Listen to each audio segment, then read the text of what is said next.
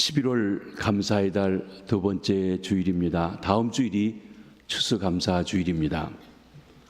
금년도 우리 교회적으로 가장 감사한 일이 무엇일까 생각해 보았습니다.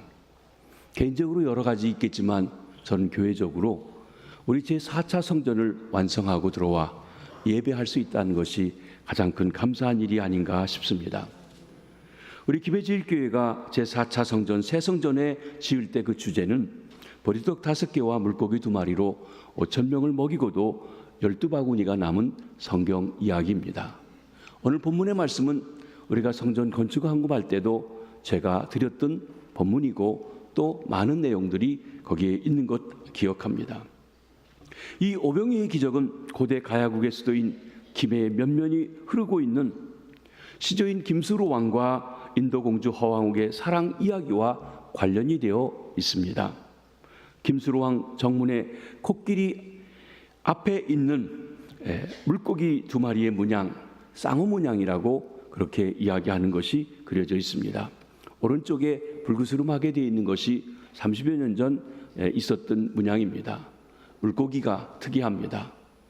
김해 쌍어, 신어라고 하는 말들이 있고 또 여러분이 다리라든지 이런 데 다니면 이 물고기 2마리가 같이 있는 이것이 아주 중요하게 김해의 명물이 되어져 있는 것을 봅니다. 왼쪽에 있는 것, 제 편에서 볼 때 왼쪽입니다. 그것은 이스라엘 땅에서 예수님께서 기적을 베풀으신 그곳의 문양입니다. 이 물고기와 오른쪽의 물고기가 같은 모양을 가지고 있습니다. 아마도 이쪽은 탑을 쌓았지만 이렇게 떡을 담궈져 있는 모습을 하다 보니까 이해가 되지 않아서 그렇게 만드는 것이 아닌가 싶습니다. 그러나 한 가지는 김해의 불교 문화는 없었습니다.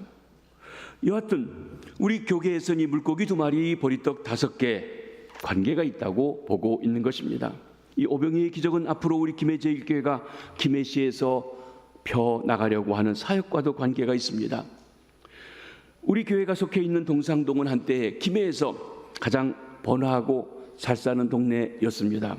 그런데 신도시가 건설되면서 동상동은 낙후가 되어서 어려운 사람들이 많이 유입해 살고 있게 되었고 또 외국인들도 많이 들어와 살고 있습니다. 그 어려운 사람들을 중심으로 장정만 5,000명을 생명떡 대신 주님의 말씀으로 먹이고 어린아이와 노인까지 합해 만여 명의 성도를 이루자고 하는 것이 우리의 비전입니다. 뿐만 아닙니다. 오병이의 기적은 제4차 성전, 새 성전 건축에 참여한 우리 모두가 경험하고 싶어하는 기적이기도 합니다. 그래서 하나님 앞에 기도합니다. 하나님 아버지, 성전 건축에 헌신한 성도들, 어린아이와 같이 보리떡 5개 물고기를 정성껏 드린 그리고 이 일에 참여한 이들, 그 믿음이 성장하게 하시고 각 가정과 온 교회가 오병이어의 기적을 체험하게 하옵소서. 그러면 어떻게 오병이어의 기적이 일어났습니까? 누가 오병이어의 기적을 체험했습니까? 이 말씀을 다시 한번 보며 우리의 사역을 되새기고 그리고 새 성전에 들어와 감사하는 절기의 예배를 드리며 다시 한번 하나님 앞에 감사드리는 시간 되시기를 바랍니다. 우리 주님 예수께서 유월절 가까운 때 빈들에서 보리떡 5개와 물고기 2마리로 장정만 5,000명을 먹이고도 12바구니가 남는 기적을 행하셨습니다. 빈들에 감사잔치를 베풀어 주신 것입니다. 이 사건은 사복음서에 모두 다 기록되어져 있습니다. 여러분, 마태, 마가, 누가, 요한 사복음서에 같은 예수님의 이야기를 전해주고 있는데도 마태만 나오는 것, 마가만 나오는 것, 누가만 나오는 것, 요한복음에만 있는 것 각각 차이가 있습니다. 그런데 4개의 복음서에 다 있는 몇 개 안 되는 이야기 중에 한 가지가 바로 이 오병이어의 기적에 대한 이야기입니다. 이 사건이 아주 예수님의 사역에 중요한 것임을 말씀해주고 있는 것입니다. 이 사건은 유대인의 명절인 유월절이 가까운 때 있었습니다. 유월절은 하나님께서 모세를 통해서 430년 동안 애굽에 종살이 하던 이스라엘 백성들을 해방시켜 주시고 사육해 주시고 하나님의 백성 삼아 주셨던 그 날입니다. 유월절 하면 아주 중요한 2가지 사건이 뒤이어 이어지게 되는 것을 봅니다. 하나는 홍해바다를 건너고 이스라엘이 홍해를 육지같이 건넌 사실입니다. 애굽에서 나왔지만 유월절 어린 양의 피로 장자들이 살아서 애굽에서는 나왔지만 막상 홍해 앞에 섰는데 뒤에 애굽의 군대가 찾아와서 어찌할지 모르고 있는 그때 하나님께서 전혀 예상치 못했던, 생각지 못했던, 꿈도 꾸지 못했던 바다에 갈라지게 해서 길을 내서 그것을 걷게 하시는 기적을 맛보게 하신 것입니다.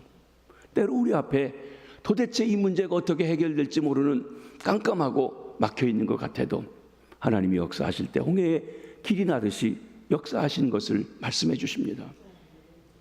또 하나는 그들이 애굽에서 해방되어서 광야 생활을 할 때 40년간 광야 생활을 하는 중에 하나님께서 심지도 거두지도 않은 인간들을 만나와 메추라기로 배불리 먹이신 사건입니다. 하루가 아닙니다. 한 달이 아닙니다. 40년 동안이나 말입니다.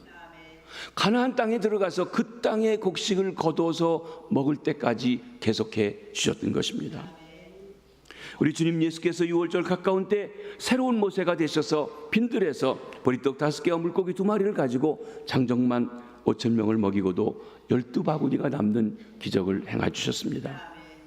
그리고 본문 뒤에 나오는 기사를 보면 새로운 모세가 되신 예수님께서는 갈릴리 바다를 그 육지처럼 그 위를 걸어오셔서 제자들에게 오셔 그가 바다도 다스리시는 분임을 보여주시는 사건이 나오는 것입니다. 이 감사잔치가 있게 한 사람들이 있었습니다. 먼저는 큰 무들이 따라왔습니다. 오병이의 기적은 예수님을 왕으로 믿고 섬기는 사람들에게 일어납니다. 큰 무리 장정만 5,000명이 예수님을 따르게 되었습니다. 어린이와 여인과 노인을 합하면 10,000여 명이 넘을 것입니다. 이들은 표적을 보고 예수님을 따르게 되었습니다. 본문 2절을 한번 같이 보십니다. 시작. 큰 무리가 따르니 이는 병자들에게 행하시는 표적을 보았음이러라. 기사와 이적은 많은 사람들의 관심을 끌게 하고 사람을 모을 수가 있습니다. 때로는 기사와 이적을 통해서 큰 믿음으로 인도되기도 합니다. 그런데 표적을 보았다고, 기적을 보았다고 다 믿음에 있는 것은 아닙니다. 나사로의 죽음을 불어나가는 것을 보았다고 그 자리에 있는 사람이 다 믿음에 이르렀던 것은 아니라는 것입니다. 하나님의 말씀에 뿌리를 내리는 신앙을 가져야 합니다. 우리에게 하나님께서 병도 고쳐주시고 또 기적도 일으켜주시길 바랍니다. 그러나 기적만 구하는 믿음이 아니라 약속의 하나님의 말씀 속에서 하나님을 신뢰하는 참다운 굳은 믿음들이 있기를 바라는 것입니다. 큰 무리는 주인처럼 대접받음이 좋아서 예수님을 따르게 되었습니다. 예수님께서는 목자 없는 양같이 방황하는 사람들, 참 목자가 없는 사람들, 군림하고 큰소리치고 떵떵거리긴 하지만 섬기고 생명을 주려고 하는 그런 목자가 없는, 그래서 방황하고 있는 그 무리들이 자기를 찾아온 것을 보시고 그들을 잔대에 앉게 하시고 그들을 배불리 먹여주셨습니다. 하늘의 양식만 먹여주신 것이 아니라 육신의 배고픔도 해결해 주셨던 것입니다.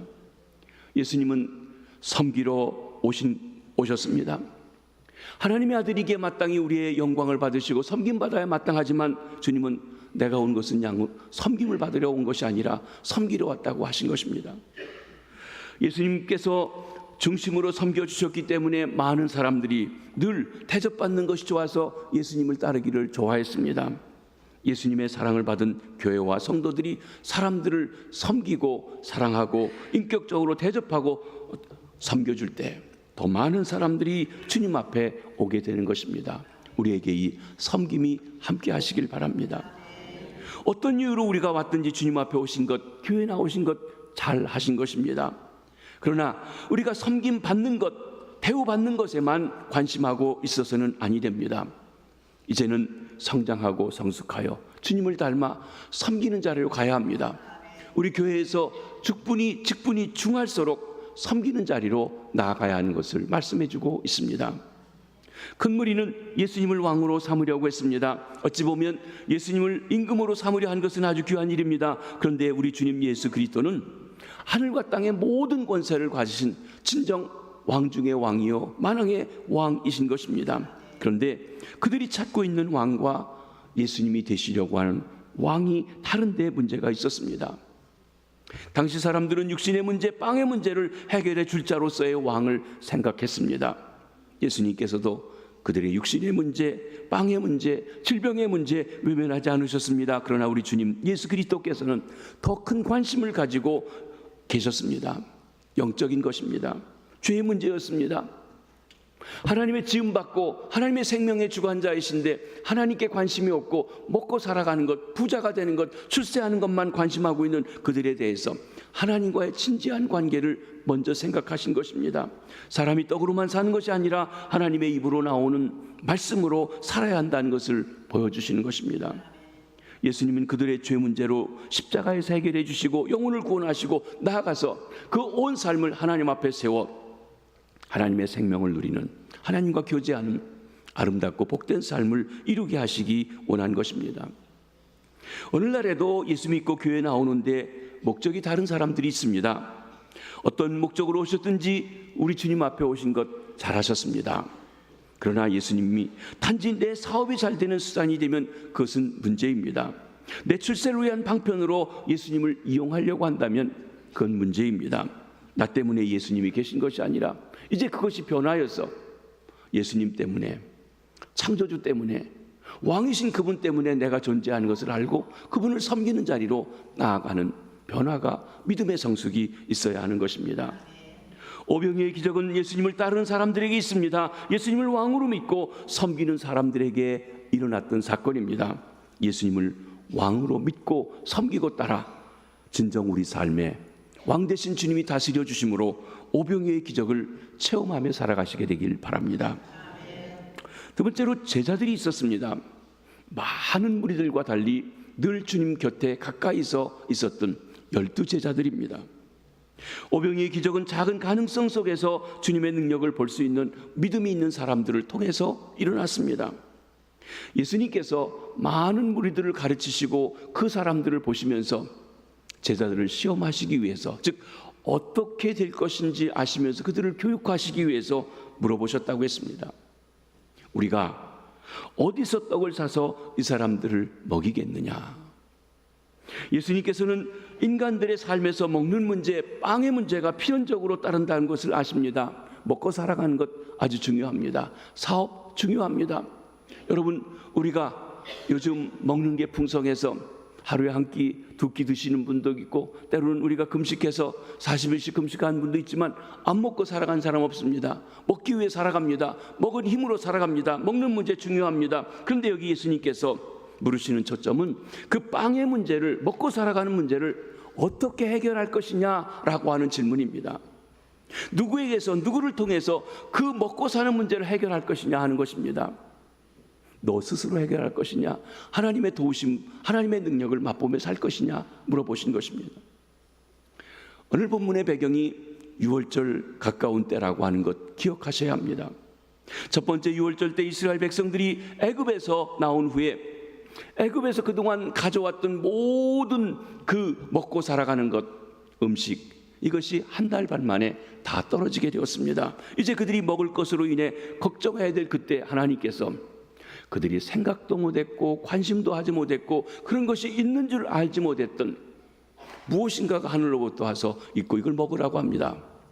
그래서 그들이 그것을 보고 What is this? 이게 뭐냐?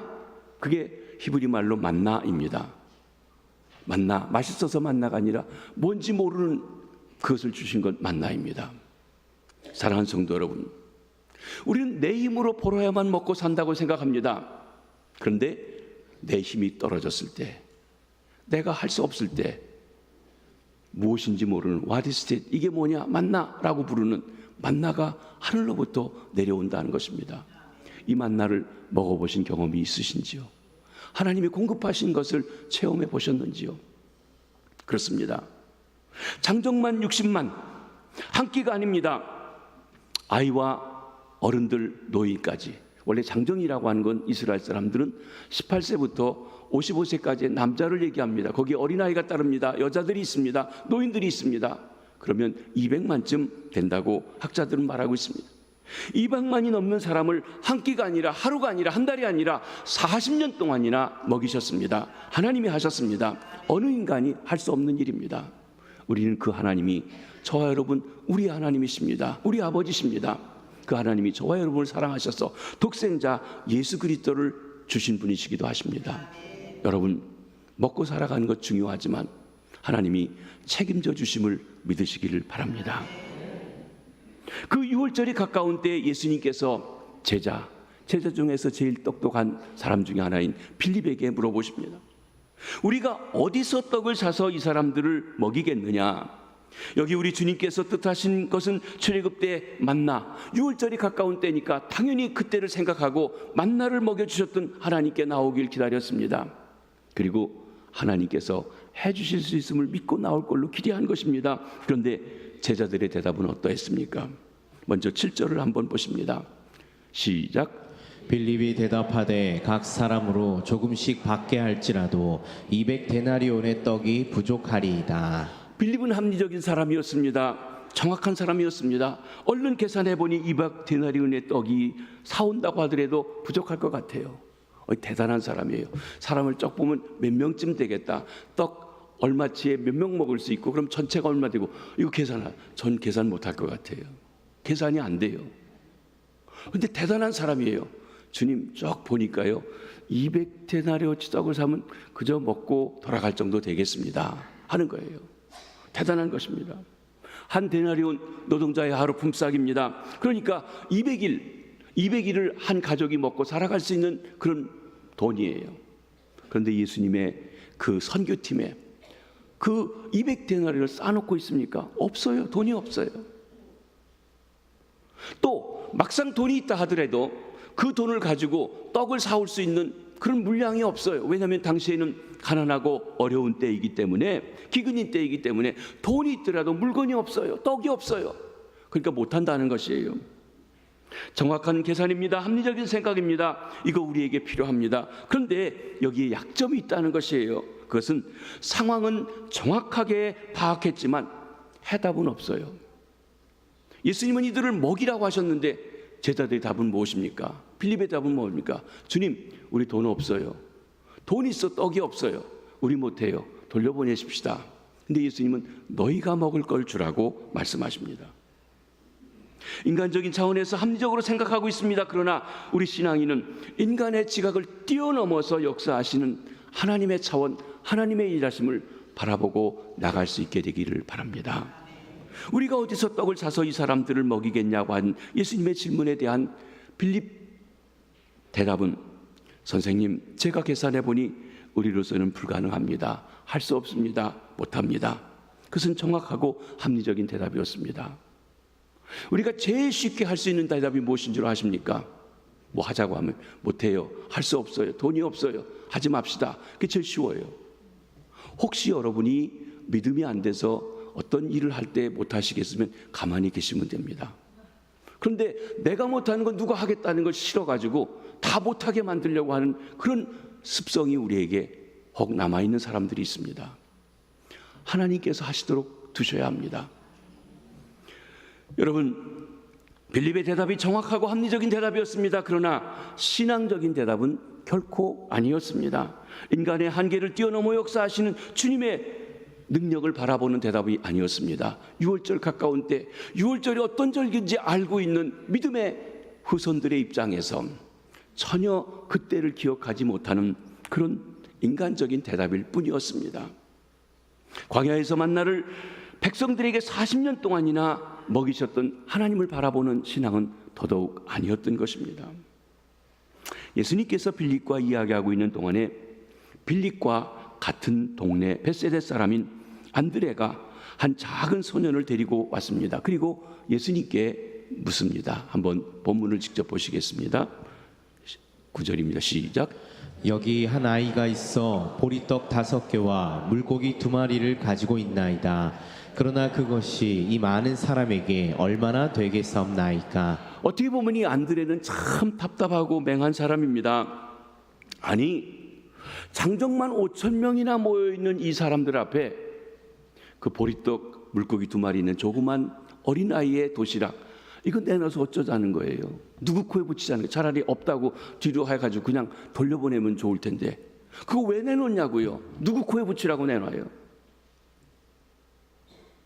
더군다나 합리적이고 계산이 정확한 빌립이 볼 때는 우습지도 않았을 것입니다. 이 맹꽁이 같은, 좀 가만히나 있지 왜 나서서 그러느냐고 그랬을지도 모릅니다. 그런데 여러분, 이 엉뚱하고 계산도 못하고 답답한 안드레의 그 엉뚱함이 인간의 합리와 아주 정확하게 계산을 그 계산을 뛰어넘어서 역사하시는 우리 주님의 능력을 인정하는 적지만 살아있는 믿음이라고 하는 것입니다. 이렇듯 예수님께서 제자들에게 우리가 어디서 떡을 사서 이 사람들을 먹게 하겠느냐 하는 주님의 시험에 대한 제자들의 대답은 모두 우리는 우리 힘으로는 할 수 없습니다 였습니다. 빌립은 전체를 볼 수는 있었지만 수요할 능력이 없어서 못합니다 했습니다. 안드레는 전체가 얼마인지 아무것도 모릅니다. 그러나 우리가 있는 것 요건데 이것 가지고 안 되는 것 정도는 나도 합니다. 그래서 우리는 못합니다 하는 것이었습니다. 그런데요, 우리 하나님의 일할 때도 사실은 이 두 가지가 같이 있어야 돼요. 어떤 문제가 있을 때, 어떤 프로젝트가 있을 때 전체가 얼마가 드는지 정확한 계산이 나와야 됩니다. 그 다음에 우리가 할 수 있는 것이 무엇인지에 대한 것이 나와야 됩니다. 그냥 거기에서만 한다면 그냥 우리 일이에요. 우리는 할 수 없지만 하나님이 어떻게 역사하시는 일을 바라보고 나가는 일이 필요하다는 것입니다. 그렇습니다. 우리가 가지고 있는 작은 가능성을 써서 놀라운 일을 하시는 주님을 바라볼 수 있는 믿음도 필요한 것입니다.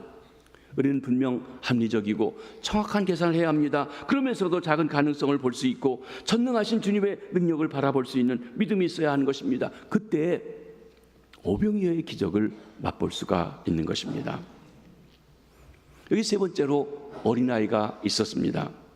오병이어의 기적, 빈들의 감사잔치가 일어나기 위해서 자신이 준비한 도시락을 주님의 손에 올려드린 어린아이의 희생이 있었기 때문에 가능했다는 것입니다. 그 어린아이는 준비되어 있었습니다.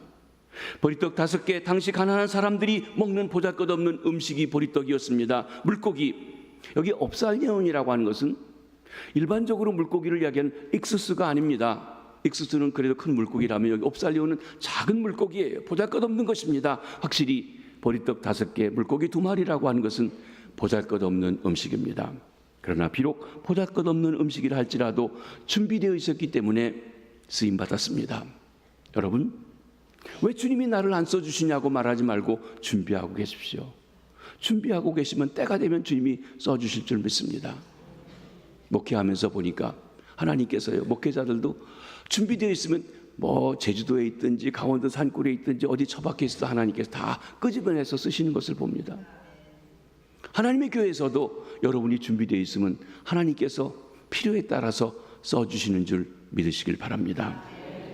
그 어린아이가 기꺼이 주님께 드렸습니다. 보리떡 5개, 물고기 2마리가 우리가 볼 때에는 보잘것없고 아무것도 아니지만 그 어린아이가 드렸다고 하는 것 귀한 것입니다. 쉽지 않습니다.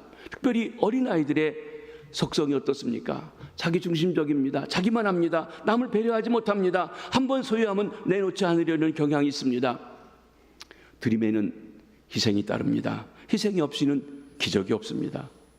우리 주님 예수 그리스도께서 하나님의 아들이심에도 불구하고 십자가에서 피 흘려 죽으시는 희생을 해주셨기 때문에 저와 여러분 우리가 영생을 얻게 되었습니다. 군인들이 희생하기 때문에 국가가, 국민들이 자유와 평화를 누리고 안전하게 살아갑니다. 어머니가 희생하고 헌신하기 때문에 자녀들이 아름답게 자라고, 그리고 그 가지고 있는 재능과 은사들을 개발해서 귀하게 쓰임받는 축복으로 나아갈 수 있는 것입니다. 사랑하는 성도 여러분, 우리 주님이 어떤 축복을 부어주실까 관심하고 기대하는 것 좋습니다. 그러나 주님의 희생과 은혜로 죄사함 받고 새 생명 얻고 그리고 믿음의 장부들이 되었다면 이제 내가 주님께, 내가 주의 나라를 위해서, 내가 주의 복음을 위해서 무엇을 드릴 수 있을까 생각할 수 있는 성숙한 믿음의 사람들이 되시길 부탁합니다. 우리 주님 예수께서 이 시간 우리에게 물으십니다. 내 너를 위해서 십자가에서 피 흘려 내 생명을 주었건만 너 나를 위해 무엇 주느냐? 달라고만 하지 말고 네가 나한테 줄 수 있는 게 뭔지 한번 생각해 봐라. 나한테 비록 보잘것없어도 보리떡 5개, 물고기 2마리 드려보지 않겠니? 물어보신다는 것입니다. 오병이의 기적은 준비된 것을 주님께 드리는 데서 체험할 수 있습니다. 아무리 귀한 것을 가지고 있어도 주님께 드리지 않으면 주님이 쓰실 수가 없습니다. 보잘것없어도 주님께 드릴 때 주께서 그를 통해서 놀라운 일을 하시는 것입니다. 제가 미국에서 개척교회 할 때 처음 예배당을 사고 들어가서 예배를 드리는데, 새벽에 예배를 드리는데 피아노 반주하는 사람이 없어요. 새벽에는 목소리도 잘 나오지도 않고 음을 찾는 것도 그런데 그럼 항상 낮게 하면 다른 사람들이 힘들어하거든요. 일반적으로 남자 목사가 음이 낮으니까 말이죠. 근데 어느 날 한 집사님이 전화가 왔어요. 목사님, 제가 새벽에 반주를 해도 될까요? 하시라고. 근데 집사님이 반주하실 줄 아냐고. 왜냐하면 그분은 화가거든요. 그랬더니 얘기가 어릴 때 부모님이 자기 피아노도 가르쳐 줬대요. 그런데 싫어가지고 하다가 말았는데 단 피아노 반주를 하는데 조건이 있는데 목사님이 새벽에 부르는 찬송, 제가 그때 2곡을 불렀습니다. 2곡을 미리 저한테 주시면 집에서 열심히 연습해가지고 가서 치겠습니다. 그렇게 얘기를 하는 거예요. 그래 그러라고. 그리고 찬송을 매일 전화해서 2곡씩 내일 새벽에 이 찬송 부른다고 알려줬습니다. 아마 연습해가지고 오는 것 같아요. 정말 처음 해보니까 잘 못하더라고요. 그러면서도 하겠다는 용기가 가상하기도 합니다. 근데 몇 달이 지나니까 이제 목사님이 이제 찬송 안 불러줘도 되겠습니다. 이제 익숙해졌어요. 할만하게 됐어요. 여러분, 그때 우리 교회에 피아노 잘 치는 사람들이 많았습니다. 근데 문제는 무엇입니까? 새벽 시간에 주님이 필요한 그 시간에 칠 수 있는 사람은 그 사람밖에 없었어요. 아니, 그 사람이 보리떡 5개, 물고기 2마리 같이 보잘것없는 재능을 가지고 그것을 하겠다고 드렸기 때문에 쓰임받을 수 있게 되었다는 것입니다. 여러분, 보잘것없지만 주님 앞에 드려질 때 쓰임받을 수 있는 것 믿으시길 바랍니다. 지난 5년 동안 우리가 성전 건축하며 들어왔습니다. 5년 전에 우리가 성전 건축하자고 할 때 우리는요, 성전 건축 기금으로 준비한 게 아무것도 없었습니다. 제가 처음에 이 교회 부임했을 때 2010년에 재정부장님이 그러시더라고요. 비전센터를 짓고 10억 빚이 있습니다. 3년이 지나니까 10억 빚을 다 갚았다고 그랬습니다. 그래서 제가 건축하자고 할 때 우리 돈도 없는데 아무것도 없는데 그랬어요. 그런데 여러분 놀라지 마십시오. 지난 5년 동안 여러분이, 아니 하나님이 여러분에게 축복하셔서 여러분이 하나님 앞에 헌금한 약속 말고 실제로 드린 것이 얼마인 줄 아십니까? 80억이 넘습니다. 할렐루야. 할렐루야. 여러분도 놀라셨죠? 우리가 어디서 그렇게 할 수 있었을까? 예, 그렇습니다. 80억을 헌금하셨어요. 약속한 것이 20억이 더 들어올 게 있습니다. 놀라운 일이 아닐 수가 없습니다. 우리가 생각지 못했는데, 가진 것도 없었는데, 예비진 것도 없었는데 하나님께서 우리들에게 구석구석에서 꾸러미꾸러미에서 보리떡 5개 물고기 2마리처럼 귀한 것들을 드리게 하시고 그 일을 통해서 여기까지 오시고 새 성전을 완성하며 들어올 수 있게 해주셨습니다. 그 주님께 감사의 영광을 드리며 찬송을 드리며 이번 추수감사절에 특별히 감사의 제사를 드리기 원합니다. 그런데 이 빈들의 감사잔치를 의미 있게 한 것은 우리 주님 예수 그리스도이십니다. 오병이의 기적은 주님께서 사용하실 때 일어납니다. 인간들의 준비가 아무리 잘 되어 있다 할지라도 주님이 계시지 않다면, 주님이 역사하시지 않는다면 기적은, 풍성한 삶은 일어날 수가 없는 것입니다. 주님은 어린아이가 드린 떡을 취하셨습니다. 예수님께서 그 어린아이가 드리는 보리떡 5개, 물고기 2마리를 받아주셨습니다. 어린아이 것으로 남아있는 상태에서는 주님이 아무런 일도 하실 수가 없습니다. 내가 움켜쥐고 있는 동안에는 주님은 일하시지 않습니다. 그런데 오직 그 떡이 주님의 손에 들려졌을 때, 주님이 그것을 받으셨을 때, 그때 기적을 일으키는 시작이 되었습니다. 보잘것없는 것도 주님의 손에 들려지면 주님이 귀하게 써주십니다.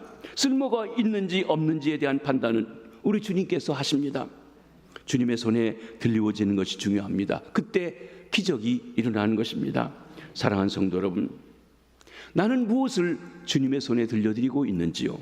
나의 재능, 나의 은사, 나의 시간, 주의 손에 들려지는 게 있는지요? 바쁘다고 이리 바쁘고 저리 바쁘고 이런 일이 있고 저런 일이 있고 그렇게 핑계만 대시고 주 앞에 드리는 것이 무엇이 있으신지요? 혹 우리는 주님께 드리기보다는 내 손에 움켜쥐고 더 달라고, 더 주시면 내가 드리겠다고 그렇게 때를 쓰고 있지 않은지요? 더 받으려고만 하시지 말고 내가 있는 것 중에 드릴 수 있는 것을 한번 주 앞에 드려보십시오. 시간도, 재능도, 은사도, 재능도 별거 아니래도 한번 드려보십시오. 아, 누군가 하겠지. 예, 누군가 해요. 그러나 주님은 바로 당신을 원하고 계십니다. 당신의 시간을 원하고 계십니다. 당신의 재능을 원하고 계신다는 것입니다. 그때 주님께서 귀하게 써 주실 것입니다. 주님 예수께서는 어린아이가 드린 떡을 취하셨습니다. 그리고 축사하십니다. 축사한다, 유카리스테오, 이 말은 감사한다는 말입니다. Give thanks라는 말입니다. 감사가 기적을 낳습니다. 보잘것없어도 감사함으로 받을 때 커지고 귀해집니다. 그러나 감사한 것을 주어도, 귀한 것을 주어도 불평하고 불만하고 뭐 이까짓 것 좋냐고 한다고 하면 아주 별것이 아닌 것이 되어버립니다. 감사는 어떤 사건의 부정적인 것보다 긍정적인 것을 보는 태도이기도 합니다. 같은 사건이고 같은 일인데도 보는 각도에 따라서, 시선에 따라서 전혀 다른 반응이 있습니다. 여러분, 여기 물이 있습니다. 물이 다 차이지 않았습니다. 3분의 1이 비어 있습니다. 또 어떤 사람은 3분의 2가 찼습니다. 똑같은 일이에요. 그런데 3분의 2가 찼다고 말하는 사람은 긍정적이지만 3분의 2가 비었다고 하는 사람은 부정적인 것을 보는 사람이 있습니다. 어떤 사건이든지 긍정적인 면과 부정적인 것이 있습니다. 여러분은 긍정적인 것을 더 긍정적이게 하는 입장입니까? 태도입니까? 자세를 가졌습니까? 아니면 어떤 일이든 좋은 것도 흠잡아서 트집 잡아서 그래서 부정적인 것을 강조하고 공격하려고 하는 그런 자세를 가지고 있습니까?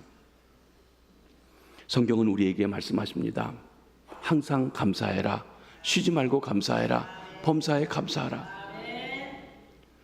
우리가 원망하고 불평하고 부족한 점이 있는 것을 다 알지만 그러나 어떤 경우에든 항상 감사하는 쪽으로 우리가 바라볼 수 있으라고 말씀하신 것입니다. 모든 일을 감사하는 면으로 긍정적으로 하나님의 관점에서 보라는 것입니다. 사랑하는 성도 여러분, 여러분의 삶이 메마른 것, 여러분의 신앙생활이 고달픈 것, 혹 원망하고 불평이 가득 차 있기 때문은 아니신지요? 감사가 없기 때문은 아니신지요? 감사할 때 더 많은 감사의 조건이 생깁니다. 감사하는 데서 오병이의 기적이 있습니다. 감사하는 데서 풍성한 삶이 있습니다.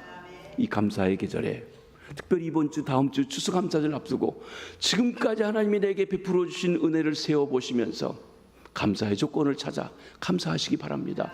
어려운 환경이 있지만 그 어려운 것보다는 내게 있는 좋은 것들, 감사한 것들을 세워보시면서 감사하실 수 있게 되기를 바랍니다. 우리 주님께서 축사하신 떡을 제자들에게 주셨습니다. 잔디 않는 자들에게 나눠주라고 하셨습니다. 받는 자보다 주는 자가 복이 있습니다. 많아서가 아니라 적어도 함께 나눌 때 기쁨이 있습니다. 나눠주는 것은 물질의 풍요로움 때문에 있는 것이 아니라 마음의 풍요로움에 있습니다. 물론 우리말에 광에서 인심난다고 여유가 있을 때 주는 마음이 있는 것도 사실입니다. 그런데 꼭 여유 있는 사람이 잘 주는 건 아닙니다. 어떤 사람은요 정말 없는데도 주는 것, 베푸는 것을 그렇게 좋아하는 분들이 있어요. 사랑하는 성도 여러분, 누군가에게 무엇인가를 나누어 줘보신 적이 있으신지요? 나누어 줄 때 나를 나타내기 위해서, 과시하기 위해서 내가 이런 걸 한다고 하는 걸 이야기하기 위해서가 아니라 은밀하게 오른손이 한 것 왼손이 모르게 나누어 줄 때 거기에 우리가 세상에서 맛볼 수 없는 평안이, 기쁨이, 하늘의 영광이 있습니다. 풍성한 삶이 있습니다. 기적이 있습니다. 하나님이 내게 주신 복을 흘러가게 해서 기적을 맛보시게 되기를 바랍니다. 주님이 제자들에게 나누어지는 일을 하게 하셨어요. 예수님의 제자들도 섬김받는 것을 좋아했습니다. 예수님께서 예루살렘에 올라가 왕이 되면 누가 높은 자를 찾을까? 그 문제 때문에 다투고 싸우기도 했습니다. 바로 그런 제자들에게 예수님께서는 사람들을 앉혀놓고 대접하고 섬기고 일하게 하셨어요. 봉사하게 하셨어요. 우리가 주인 행세를 하며 섬김을 받고 남을 부리려면 짜증이 납니다. 내 양이 안 차기 때문에 그렇습니다. 여러분, 혹 집에서 돈을 주고 사람을 불러다 어떤 일을 시킬 때 정말 만족하게 하는 사람 보셨습니까? 거의 없어요. 양이 안 차요. 왜? 내가 주인으로서 이렇게 부리려고 할 때는 마음에 잘 안 찬다는 것입니다. 그러나 내가 겸손히 나눠주는 종으로 섬기려고 할 때는 오히려 우리가 기쁘고 즐겁고 감사함으로 일할 수 있다는 것입니다. 사랑하는 성도 여러분, 여러분의 신앙생활 어떠십니까? 여러분의 교회생활 어떠십니까? 행복하신지요? 아니면 짜증스러우신지요? 혹 짜증스럽다면 그것이 내가 섬김을 받고 대접을 받고 내가 누군데 하면서 사람들이 자기를 알아주기를 생각하는데 그 양이 안 차서 그러시지 않은지 한번 돌아보시길 바랍니다. 섬김을 통해 누리는 풍성한 삶, 오병이의 기적을 맛보시는 주의 백성들 되시기를 바랍니다. 주님께서는 사람들이 먹고 싶은 만큼 풍성하게 주셨어요. 빌립이 계산할 때는 조금씩만 먹을지라도 200데나리온이 들 거라고 했는데 예수님께서는 조금씩만 먹는 게 아니라요, 원하는 대로 다 주셨어요. 달라는 대로 다 주셨어요. 몇 번씩 먹게 했어요. 우리말로 배가 터지게 주셨어요. 이젠 더 못 먹겠습니다. 그 시점에 주께서 먹고 남은 조각을 다 거두라고 하십니다. 이는 낭비하지 않으시는 것입니다. 사람들이 뭔가 여유가 있으면 풍성하면 낭비하게 됩니다. 특별히 쉽게 얻은 것 더더군다나 그렇습니다. 제가 미국에 오래 있다가 한국에 와서 보니까 음식점에 가서 음식이 남으면요, 다 두고 가더라고요.